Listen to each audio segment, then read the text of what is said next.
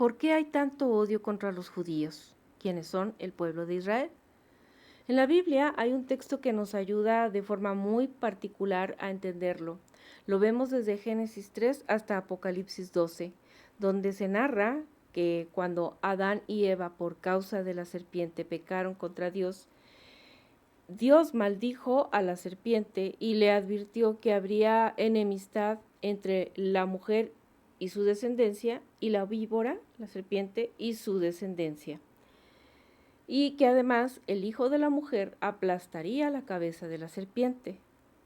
Esto explica perfectamente por qué la serpiente y sus hijos quieren destruir a Israel.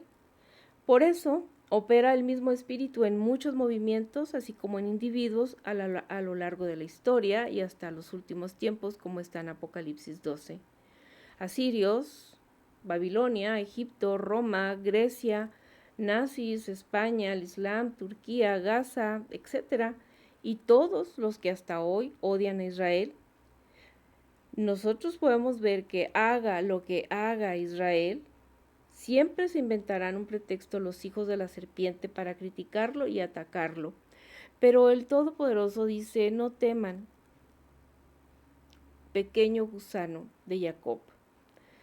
Dicho esto, voy a dar contestación a esas personas que aprovechan el espacio de nuestro ministerio para dejar comentarios de calumnia y de engaño, y así como difundiendo el odio contra Israel. La primera respuesta que voy a dar al primer comentario que hizo esta persona dice: Israel no es el pueblo de Dios, sino un estado político que fue creado por Rothschild y que es la sinagoga de Satanás. Aquí lo más duro es asimilar que sean aquellos que se dicen seguidores del Mesías quienes calumnien y juzguen tan duramente a Israel. Se supone que deberían de ser guiados por el Espíritu del Altísimo, por el Ruach HaKodesh, pero no. Incluso se ha llegado al extremo de hacerse una teología del reemplazo, aprovechando un aparente silencio del Altísimo, cuando los judíos fueron dispersos entre todas las naciones del mundo en tiempos del imperialismo romano. En ese entonces la tierra de Israel quedó desolada, y entonces el espíritu de la serpiente convenció a muchos de que los judíos eran malos, de que había que acabar con ellos, porque ahora ya había un Israel espiritual. Y fueron los supuestos cristianos quienes llevaron a cabo la mal llamada Santa Inquisición, que tuvo una duración muy extensa de 1478 a 1834, para luego dar lugar al Holocausto nazi de 1933 a 1945 bajo el régimen de Hitler. Estos feroces ataques de la serpiente son parte de una profecía. Y creo que Dios ha permitido que pase eso debido al no cabal cumplimiento del pacto que Israel hizo con el Altísimo. Sin embargo, en muchas partes de la Biblia, Dios dice que perdonará a su pueblo amado, que es Israel, al que siempre le ha llamado la niña de sus ojos, y que quien se mete contra la niña de sus ojos se mete con él. En Jeremías 31:37 dice Dios: no desecharé a Israel. Es cierto que lo ha disciplinado para corregir a su pueblo y no tener que destruirlos como nación. Los ha purificado como oro hasta quedar con un remanente muy valioso, tanto como todos los grandes siervos que han nacido de esa gran nación de Israel, comenzando por el Mesías Yehoshua, quien es un hebreo israelita de la tribu de Judá, y quien dijo que la salvación viene de los judíos, nacido del linaje de otro judío, el rey David, y que además Yehoshua escogió de los judíos a sus discípulos y a sus apóstoles. Así que para aquellos que les dicen ustedes son hijos de su padre el diablo, ¿ustedes creen que Yehoshua escogería a tales? No podemos meter en la misma canasta a todos, eso no es justo. Así que Israel sigue formando parte del propósito de Dios. Inclusive los 144,000 surgirán de Israel. La Nueva Jerusalén es para los hijos de Israel. Eso no significa que el Altísimo no ame al resto de su creación. Significa solamente que Israel fue diseñado como un prototipo para cumplir con un propósito específico, para hacer luz a las naciones y que así todas tuvieran la bendición por las promesas dadas a Abraham a través de sus descendientes en la carne, en sus genes, no en el espíritu. Seamos sabios y entendamos que habrá misericordia para todos aquellos que se vuelvan al Altísimo con obediencia y con gratitud por Yeshua su enviado, quien fue enviado para redención primero a Israel y luego a las naciones.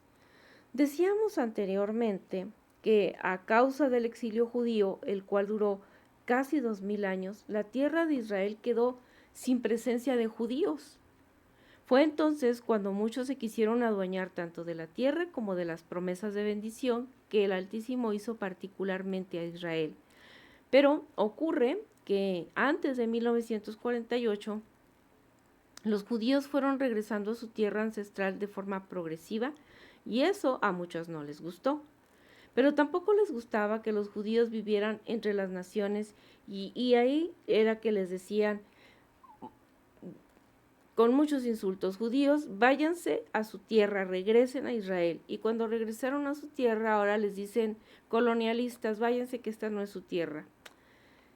Esto es porque en realidad lo que quieren es que Israel deje de existir. Eso porque la serpiente y sus descendientes aborrecen a la mujer, a Israel. Así es que el que habla mal de Israel con tanto odio y calumnia, pues cuidado, porque pudiera verse como un descendiente de la serpiente. El caso es que después de haber atravesado los judíos por un horrible holocausto, por un verdadero genocidio, las Naciones Unidas acordaron que habitara Israel en la tierra de sus ancestros, los judíos, y compraron esas tierras, no fueron un regalo.